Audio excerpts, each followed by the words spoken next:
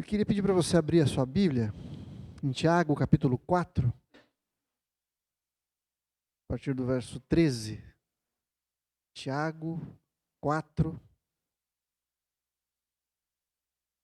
a partir do verso 13.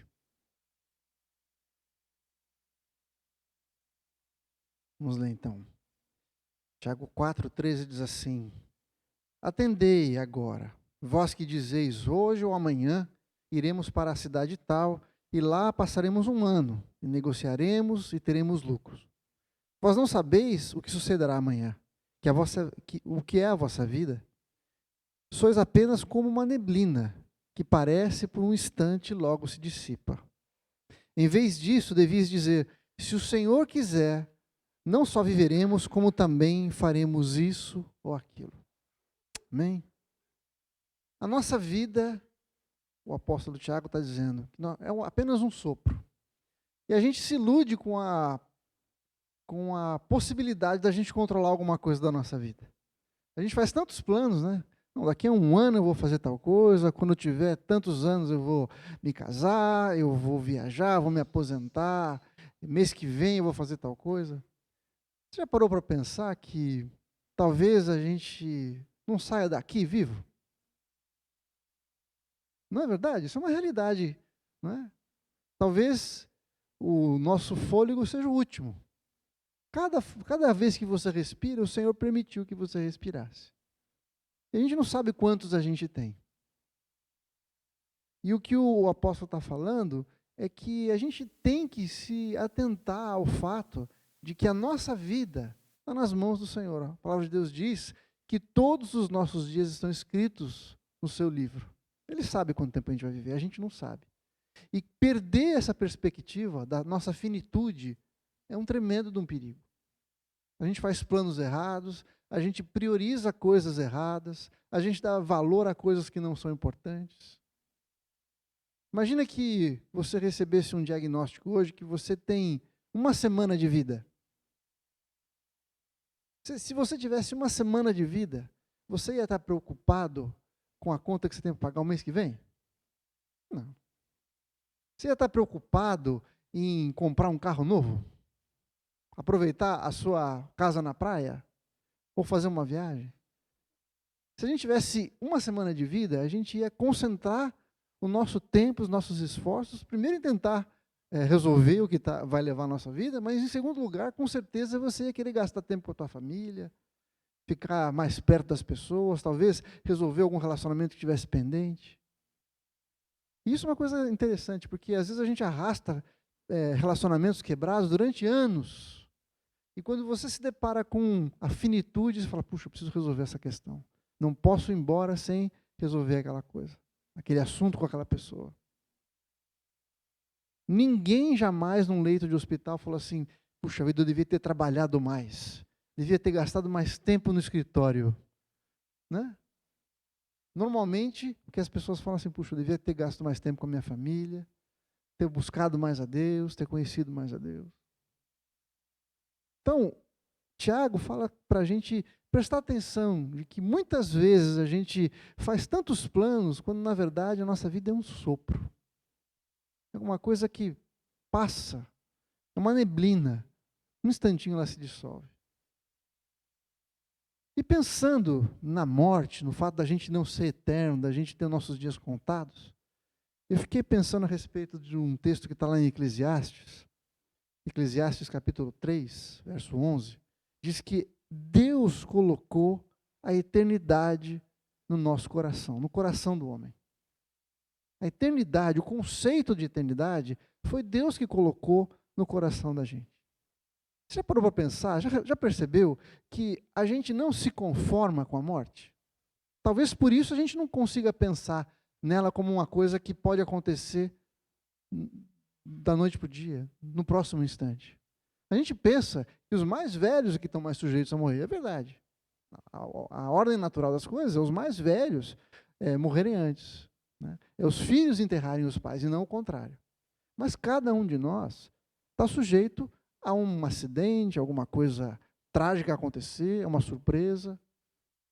Eu mesmo, há uns 16 anos atrás, eu quase morri.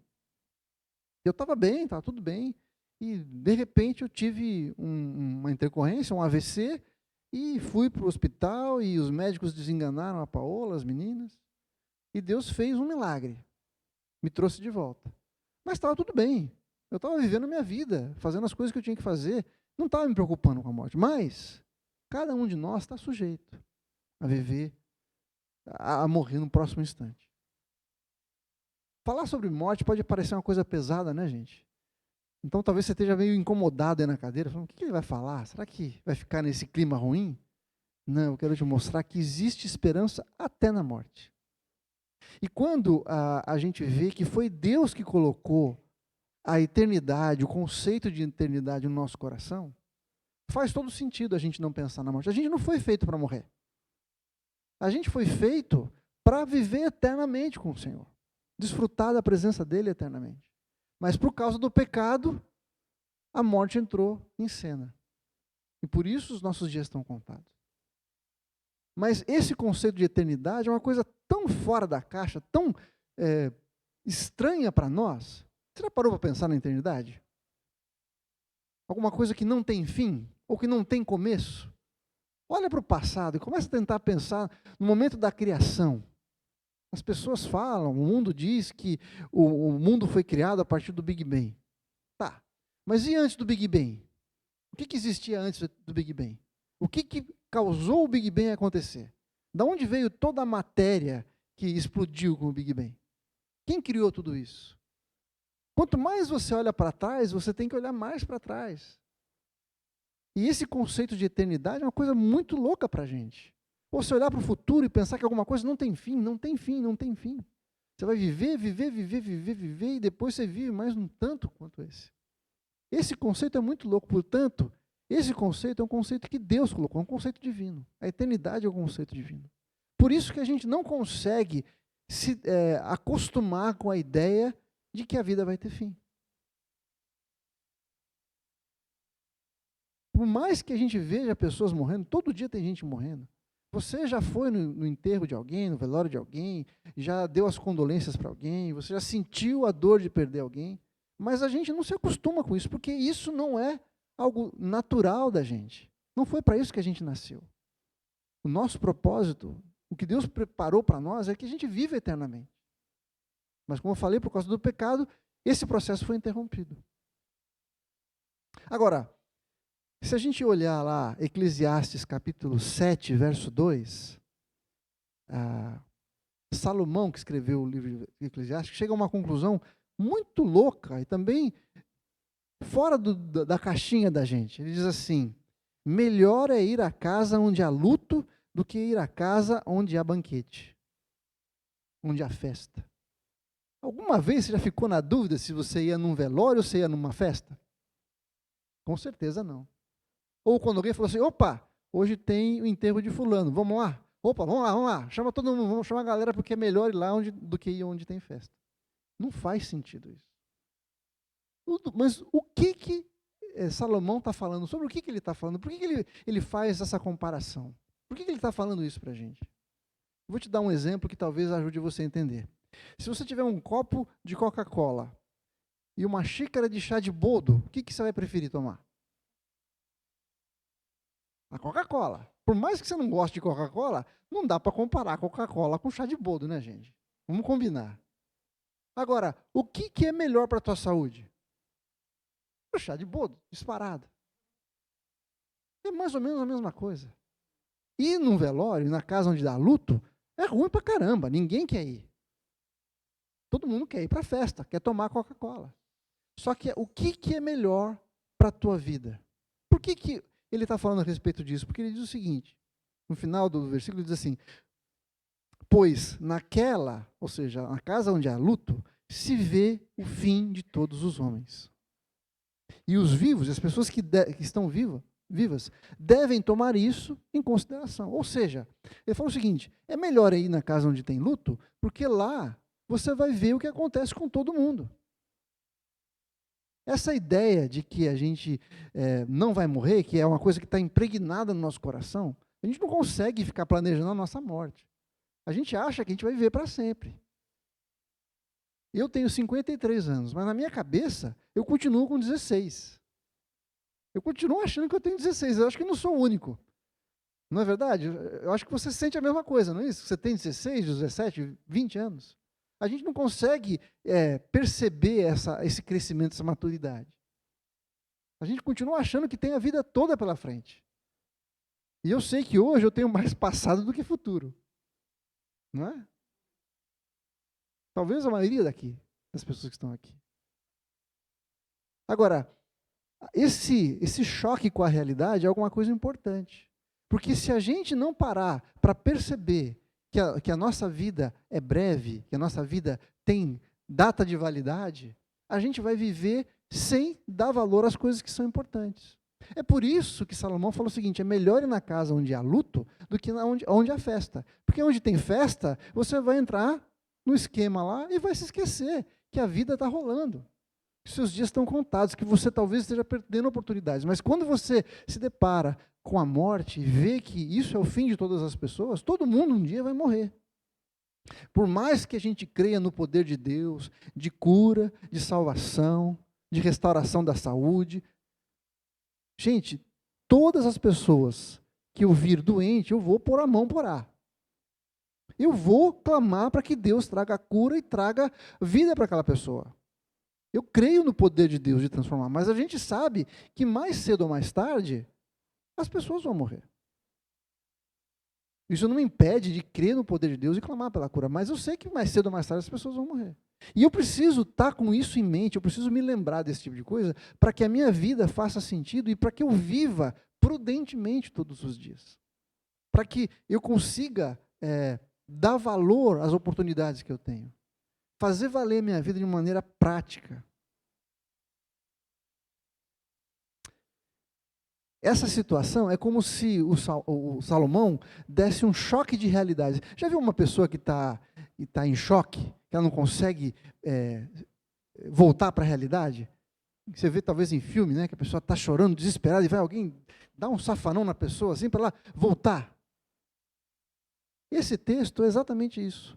Ir a um lugar onde tem luto é um chacoalhão que a gente recebe da vida para prestar atenção, para a gente dar prioridade às coisas corretas.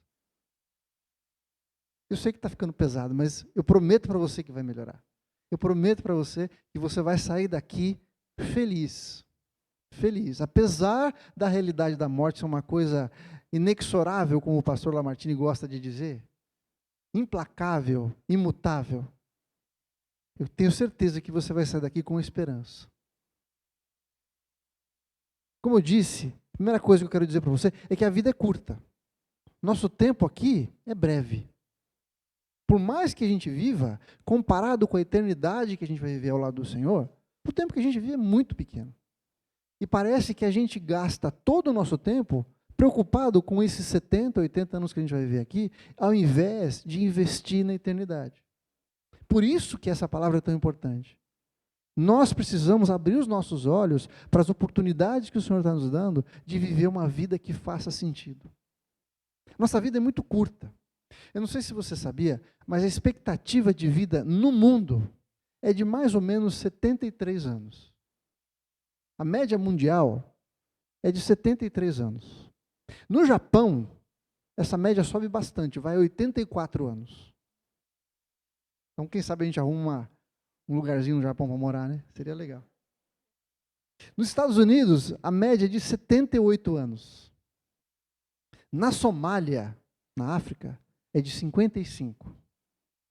E a média de vida das pessoas tem tudo a ver com o lugar onde elas vivem, o que elas comem, as questões hereditárias, né? No Brasil, hoje, a gente está perto dos Estados Unidos, está por volta de 77 anos de vida. A média de vida do brasileiro. Pra você ter uma ideia, em 1940, essa média era de 46 anos, gente. Percebe? Em poucos anos, quanto essa expectativa aumentou. Fruto da tecnologia, da saúde, da medicina avançada. Né? Tudo isso tem contribuído para que a gente viva mais. A própria Bíblia já falava, lá no Salmo 90, diz que ao homem está destinado 70, 80 anos, quando Quando chega a 80 já é canseiro e enfado. Normal uma pessoa viver 70, 80 anos. Mais do que isso é só canseira, é enfado. Né? Então, a nossa vida é de fato curta. O Salmo 102, versos 11 e 12 diz assim: como a sombra que declina, assim os meus dias, e eu me vou secando como a relva. O salmista tinha entendido que ele estava caminhando para a morte, para o envelhecimento. Né? O Salmo 39, versículos 4 a 6 diz assim: dá-me conhecer, Senhor, o meu fim, e qual a soma dos meus dias, para que eu reconheça a minha fragilidade. A gente nunca reconhece a nossa fragilidade, né? A gente acha que é super-herói, que vai viver para sempre. Né? Mas, na verdade, a gente é extremamente frágil, gente. Eu me lembro que quando a Júlia nasceu, eu estou saindo do hospital com ela, né? Eu, a Paula e a Júlia, veio um sentimento para mim, do tipo, quem foram os loucos que deixaram eu sair com um bebê para minha casa, gente? Eu não sei cuidar de criança. Essa criança vai morrer dentro de casa, não sei cuidar. Como é que faz? Se ela tiver alguma coisa, como é que eu vou fazer? E, de fato, um bebê é extremamente frágil, não é isso? Nós somos extremamente frágeis. Mas o Senhor é quem nos sustenta. E ter essa percepção nos ajuda a poder viver mais, de fato. Eu li o versículo 4, né? Versículo 5 diz assim: desde os meus dias, deste aos meus dias o cumprimento de alguns palmos. A tua presença, o prazo da minha vida é nada. O tempo que eu vou viver, comparado com o tempo que eu tenho com o Senhor, é praticamente nada. O Salmo 90, 12, como eu tinha falado, diz assim: ensina-nos a contar os nossos dias, para que alcancemos coração sábio. Ter essa percepção é algo que só o Senhor pode colocar em nós. Da mesma maneira como Ele colocou esse conceito de eternidade no nosso coração, a atitude de contar os nossos dias, de dar valor para eles, de calcular, de ter essa percepção de quanto tempo a gente vai durar, é alguma coisa que só o Senhor pode colocar em nós. Para que a gente possa, então, dar valor à nossa vida e viver de uma maneira prática e eficiente e que traga glória para o nome do Senhor. Efésios capítulo 5, versos 15 e 16 diz assim: quanto ao homem, os seus dias são como a relva, como a flor do campo. Assim ele floresce. Pois soprando nela o vento, desaparece e não reconhecerá daí em diante o seu lugar. Esse é o Salmo 103, 15 e 16. Efésios 5, 15 e 16 diz assim: portanto, vede prudentemente como andais. Ou seja, presta atenção como você está vivendo. Não como tolos, mas como sábios, remindo o tempo, ou seja, aproveitando o tempo, porque os dias são maus. Aqui, Paulo está falando para os Efésios: presta atenção do jeito que você está vivendo. De novo, é um choque de realidade. O teu tempo é curto, aproveita o tempo que você tem. Os nossos dias na Terra, gente, são curtos. Por isso, a gente tem que ter essa noção, para a gente poder aproveitar a nossa vida de uma maneira que traga glória para o nome do Senhor. Se a vida é curta, a morte também é inevitável. Não dá para escapar da morte. Não tem como fugir disso. Ela vai acontecer. O próprio texto de Eclesiastes diz assim, que neste lugar onde há luto, se vê o fim de todos os homens. Todos os homens vão passar por isso. Faz parte do processo da gente enfrentar a morte. Jesus, certa vez, falou assim, Mateus 6, 27, qual de vós, por ansioso que esteja, pode acrescentar um côvado ao curso da sua vida? Ou seja, não dá para esticar a vida. Por mais que você tente fazer, na hora que chegar a tua senha, já era. Deus vai nos chamar e vamos estar com Ele, não tem jeito de escapar. Romanos 6, 23 diz assim, porque o salário do pecado é a morte. Ou seja, a consequência do nosso pecado vai nos levar à morte, não tem como escapar disso, gente. Mas, continuando, o dom gratuito de Deus é a vida eterna em Cristo Jesus, nosso Senhor. E aqui eu quero começar a mudar a tua percepção. Se a nossa vida é curta, e a morte é inevitável, por outro lado, a ressurreição é uma certeza. Sabe, a gente vai morrer. Isso é ponto pacífico. Mas como é que eu posso encarar essa realidade de uma maneira que me traga alegria e esperança? É saber que a minha vida não acaba aqui. Tantas vezes a gente fica ralando e se esforçando, tentando lidar com alguma coisa que não tem jeito de vencer. Então, em vez de você ficar preocupado com o dia que você vai morrer, o que vai acontecer depois, lembre-se, ao invés disso, da esperança que nós temos na ressurreição. O Senhor nos chamou para viver uma vida plena, de alegria, sem ficar olhando para os impedimentos, sem ficar olhando para a morte que está à nossa porta. E eu quero trazer para você essa esperança, essa alegria, de se lembrar que mesmo que o Senhor nos chame, nós temos uma vida eterna com o Pai. Isso é um dom gratuito de Deus. Deus preparou para nós um antídoto para o salário do pecado, que é a morte, que é a vida eterna em Cristo Jesus, que é um dom gratuito de Deus. Isso significa que não é pelo que você faz, não é pela sua força, não é porque você foi bonzinho, porque você mereceu. Porque se fosse assim, vamos combinar, né? Não ia ter para ninguém. A começar de mim aqui, eu não ia conseguir a salvação, a vida eterna que o Senhor prometeu para nós. Mas o fato da gente ter essa certeza, essa esperança, pode trazer para nós alegria. E a gente pode viver agora, aqui, uma vida plena, cheia de motivo, de propósito. A ressurreição que o Senhor tem para nós é certa. João capítulo 11, verso 25, Jesus diz assim: eu sou a ressurreição e a vida. Quem crê em mim, ainda que morra, viverá. Você tem noção do que é isso? Eu falei para você, a vida é curta, a morte é certa, mas a esperança da nossa ressurreição é garantida por Jesus, porque Ele falou, eu sou a ressurreição e a vida. Mesmo que você morra, você vai viver de novo. E, gente, às vezes a gente acha que a vida, a ressurreição é alguma coisa só do nosso espírito, né? Lá no céu. Né? Não. O Senhor vai nos dar um novo corpo, glorificado, e nós vamos habitar uma nova terra perfeita, sem dor, sem morte, sem doença. A gente vai poder se abraçar, a gente vai poder comer. É isso que está preparado para a gente. Não é uma coisa etérea, um monte de fantasminha voando, não é isso que o Senhor tem para nós. Você vai receber um novo corpo. O corpo que não vai ter dor, que não vai ficar gordo, que não vai ficar careca. Não é legal isso? E o que é melhor? A gente não vai estar mais sujeito ao pecado. E o melhor, a gente vai poder olhar e estar com o Senhor eternamente. Estar na presença dEle. Se alimentar da árvore da vida que Ele tem reservada para nós. Está ficando melhor? Está ficando mais animado?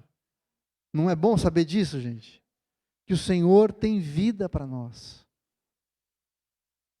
Eu já fui em muitos velórios, enterros, já fiz vários cultos fúnebres. E eu confesso para você que eu sempre saio de lá, apesar de entender, de experimentar e de partilhar da tristeza, da dor da pessoa que está lá sofrendo a perda de alguém, eu sempre saio de lá muito animado, muito cheio de alegria. Por quê? Porque eu sei que mesmo quando eu passar por ali, por aquela situação, aquele corpo não tem nada mais a ver comigo.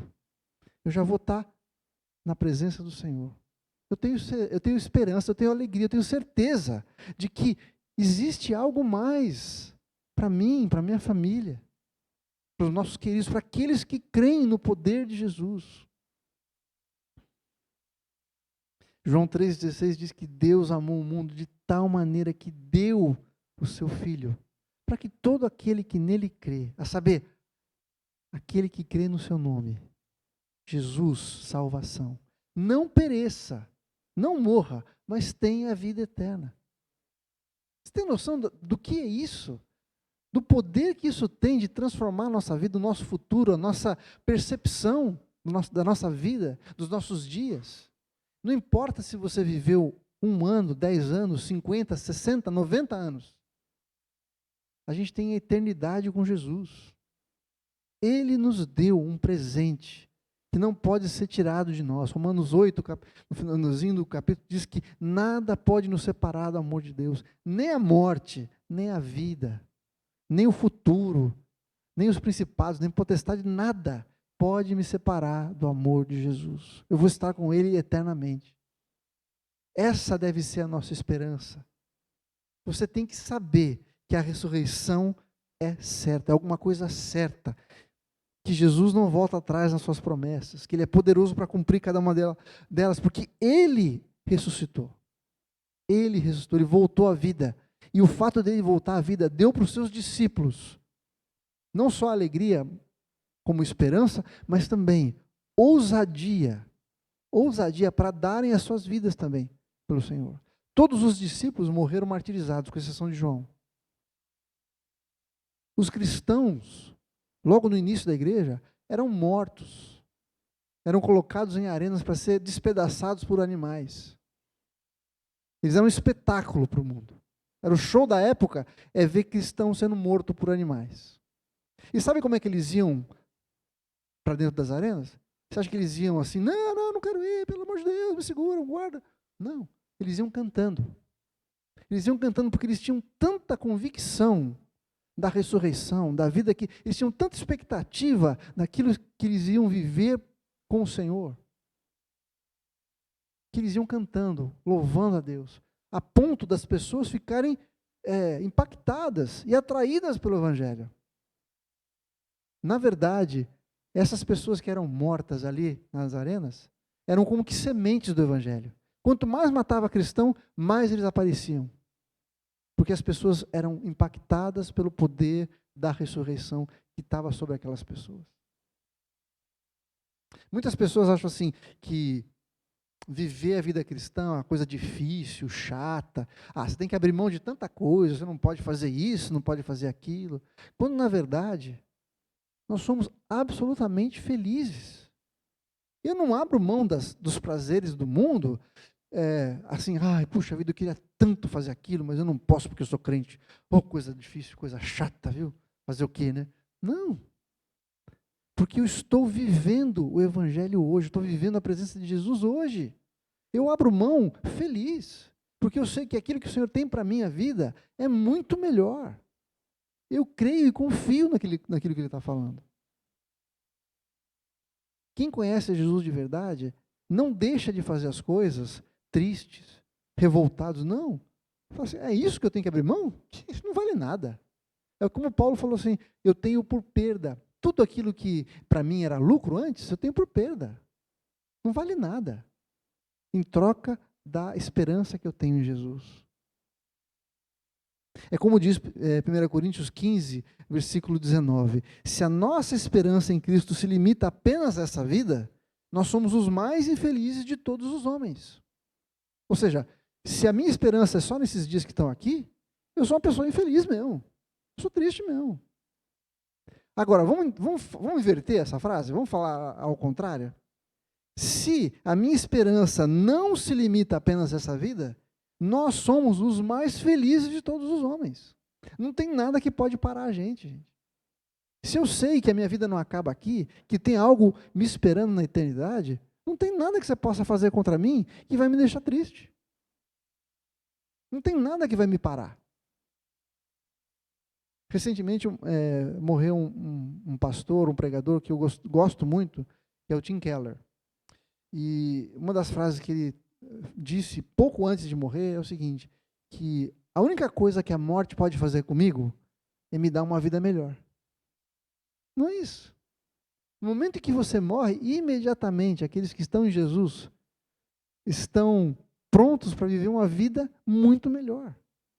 Uma vida sem dor, uma vida sem limitação. E principalmente, o que é melhor de tudo isso, é estar ao lado de Jesus. Sabe, enquanto a gente estava cantando aquela música Jesus, a gente só repete o nome de Jesus, muitas vezes a gente se esquece que a gente está falando de uma pessoa que viveu de carne e osso, que é o próprio Deus encarnado, que tomou forma de homem, sofreu o que sofreu, morreu na cruz por minha causa, por causa dos meus pecados. Essa pessoa que a gente estava cantando, esse Jesus que ressuscitou e que tem vida para nos dar, que disse que estaria conosco todos os dias até a consumação dos séculos. E depois que os séculos se consumarem, nós estaremos com Ele também eternamente.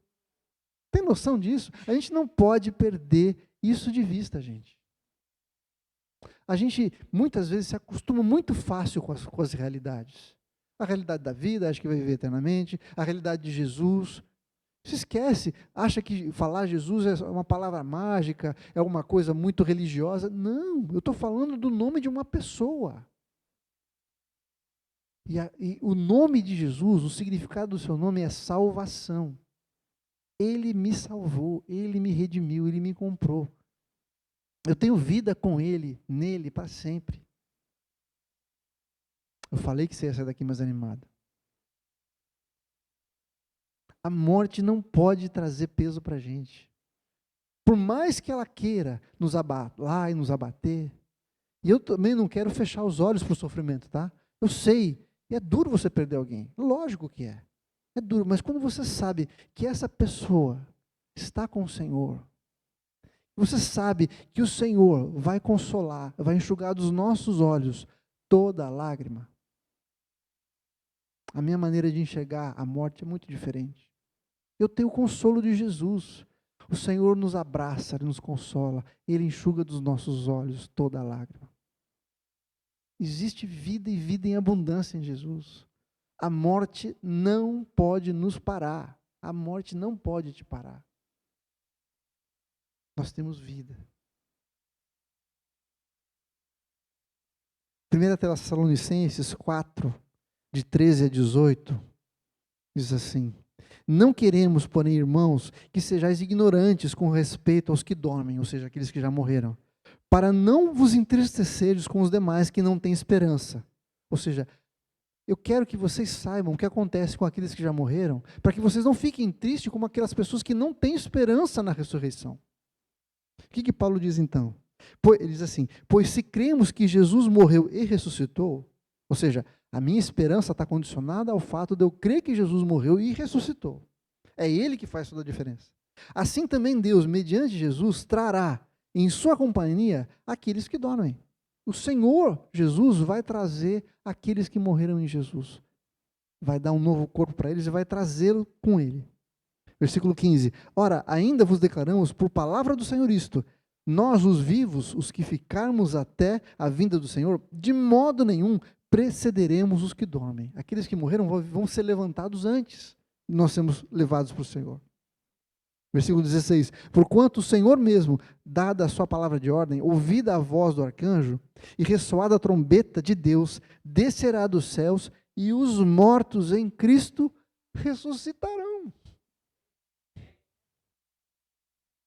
Se eu não estiver vendo o Senhor descendo com aqueles que foram ressuscitados, eu vou estar lá vendo as pessoas que vão ser levadas para Ele. Não tem como perder. Não tem como a gente ser abatido. Eu queria que você experimentasse, permitisse que o Espírito Santo trouxesse essa alegria para o teu coração hoje. Essa esperança para o teu coração hoje. Talvez você esteja lidando com uma questão de morte, de desespero, e às vezes não é só a morte física, né? É a morte talvez de um relacionamento, a morte de uma esperança que você tinha, de um sonho que você tinha. O Senhor pode transformar todas essas coisas. Você acha que Deus restaurar o teu casamento é uma coisa difícil para Ele? Não. Você acha que Deus restaurar a tua saúde é uma coisa difícil para Ele? Não é. Você acha que Deus restaurar a tua história de fracasso, de não ter dado certo na vida, de ter tomado caminhos errados, você acha que isso é difícil para o Senhor? Não. Se Ele vai ressuscitar os mortos, se Ele não vai ressuscitar alguma coisa na sua vida, assim, Ele faz assim. O que a gente precisa é se lembrar do poder de Jesus. Muitas vezes nós estamos como que anestesiados para essa realidade, sabe? Sim, nós vamos morrer. E a gente tenta esconder, escapar dessa realidade, porque a gente não sabe como lidar com isso. Mas como eu falei, a palavra de Deus hoje para você é um chacoalhão. Acorda, acorda. Mesmo que você vá morrer, tem esperança para você. Mesmo que você morra, eu tenho vida e vida em abundância, tem ressurreição, tem solução para a tua vida. Versículo 17 diz assim: depois nós, os vivos, os que ficarmos, seremos arrebatados juntamente com eles, entre nuvens, para o encontro com o Senhor nos ares. Aleluia. E assim estaremos para sempre com o Senhor.